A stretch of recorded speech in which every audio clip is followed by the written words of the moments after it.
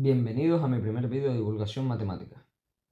En este vídeo realizaremos un emocionante viaje a través del mundo de la geometría, una de las disciplinas más antiguas y fascinantes de las matemáticas, que ha sido a menudo incomprendida y rechazada por muchos. Sin embargo, esta ciencia es esencial para desentrañar los misterios del mundo que nos rodea, y ha demostrado ser un pilar fundamental en la búsqueda del conocimiento. Prepárense para una aventura matemática, en la que aprenderán algo de la historia de la geometría y el valor de esta en el mundo moderno.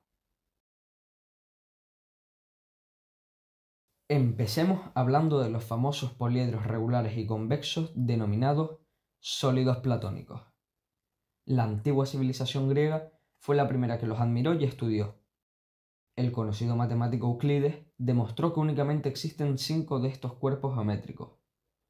Son el tetraedro, el cubo o hexaedro, el octaedro, el dodecaedro y el icosaedro. El nombre de sólidos platónicos hace honor claramente a Platón, quien asoció cada uno de los poliedros a un elemento primigenio de su filosofía. Analizando su proporción en la naturaleza, llegó a la conclusión de que los átomos de fuego son tetraedros, los de tierra son cubos, los de aire octaedros y los de agua icosaedros. Queda una única combinación, el dodecaedro, que lo reserva para el universo o ente espiritual. En esta estructura de pensamiento, muchos ven la génesis de la teoría molecular, pues los componentes cristalinos tienen una estructura atómica que obedece a la forma de tales sólidos. Pero estos no son los únicos poliedros regulares.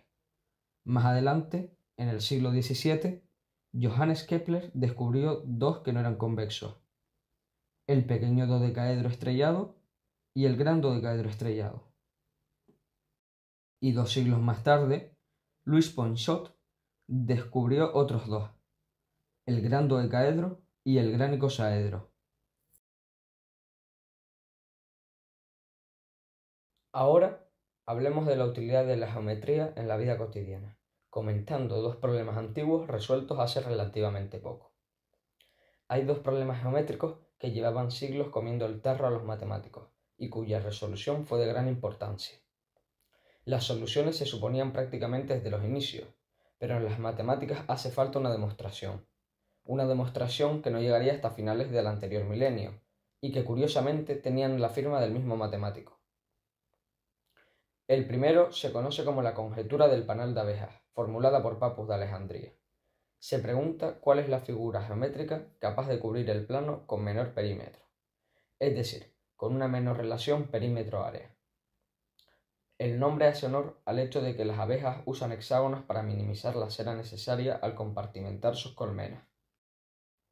Para empezar a trabajar esta cuestión hay que tener en cuenta que las únicas figuras regulares capaces de cubrir el plano sin huecos son los triángulos equiláteros, los cuadrados y los hexágonos regulares. Entre estos candidatos, el hexágono es el más óptimo, porque cuanto más parecido a un círculo sea una figura plana, más área encierra para un mismo perímetro. Sin embargo, este problema también admite figuras no convexas, con lados curvos e incluso usar una combinación de diferentes teselas, complicando considerablemente la resolución en cuestión. El primero en lograr un avance significativo en el problema fue el polaco Hugo Stenhouse, que consideró baldosas irregulares. Algunos años después, el húngaro László Fejes-Tóth dio el siguiente paso y probó que entre todos los polígonos convexos el hexágono tiene menor perímetro.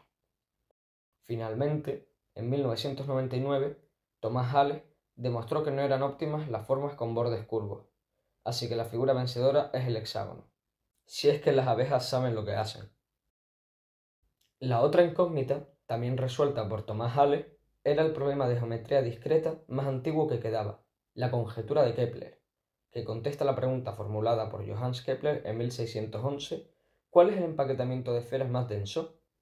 Y se posiciona en el 18º lugar de la famosísima lista de Hilbert. Esta conjetura afirma que si apilamos esferas iguales, la densidad máxima se alcanza con un apilamiento piramidal de caras centradas, logrando ocupar aproximadamente un 74% del espacio disponible. El primer matemático que osó enfrentarse al problema fue el príncipe Gauss, quien demuestra la conjetura para empaquetamientos reticulares.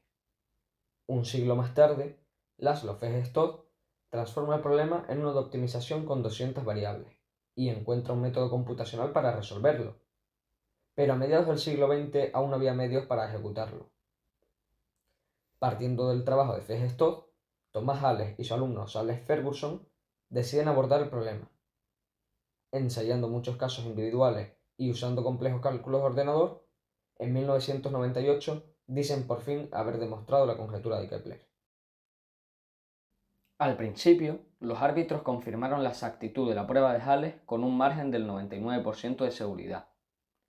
El autor de la solución no estuvo conforme, y entonces se dedicó a programar un algoritmo capaz de verificar paso a paso todas las afirmaciones lógicas de su demostración.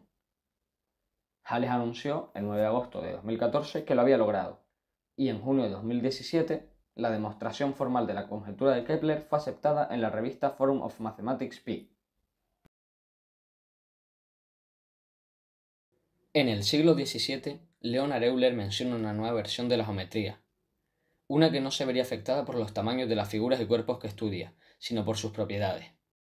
Por ejemplo, en esta ciencia un triángulo y un círculo son equivalentes. Uno puede ser transformado en el otro de manera continua, sin necesidad de cortar o pegar.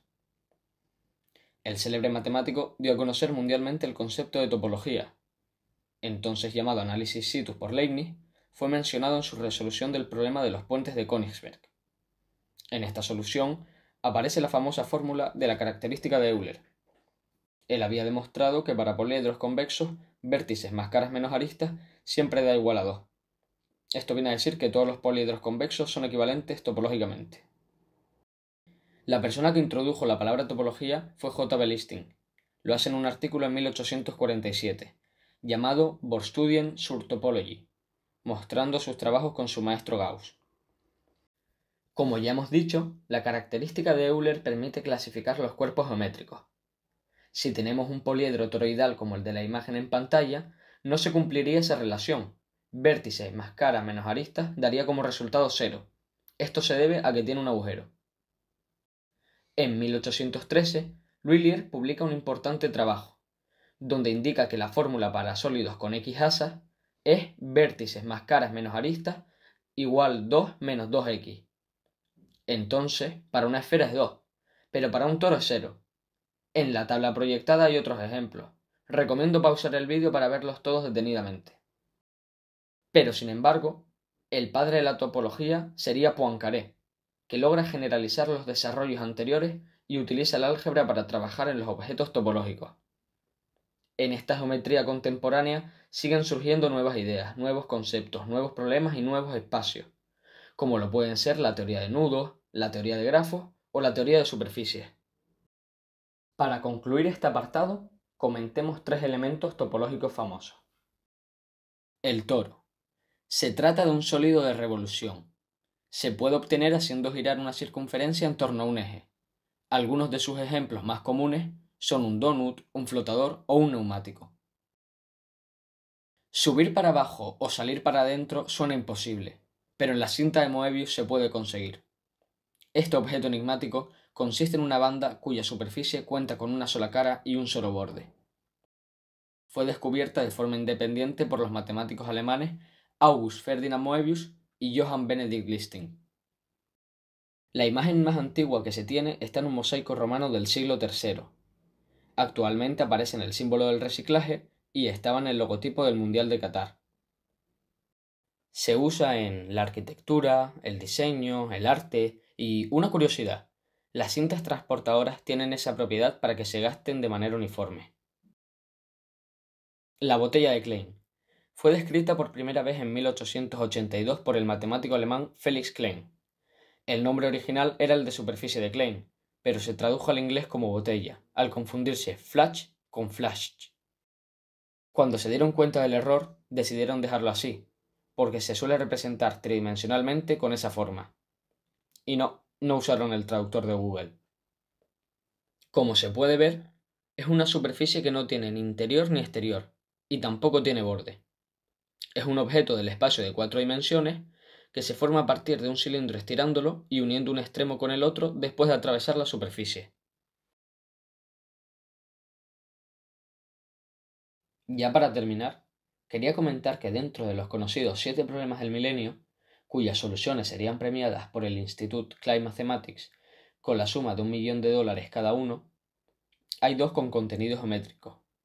La conjetura de Poincaré es uno de ellos, relacionada con la clasificación de esferas de más de 3 dimensiones, fue resuelta en 2006 convirtiéndose en teorema como fruto del trabajo del matemático ruso Grigori Perelman, quien renunció a la recompensa.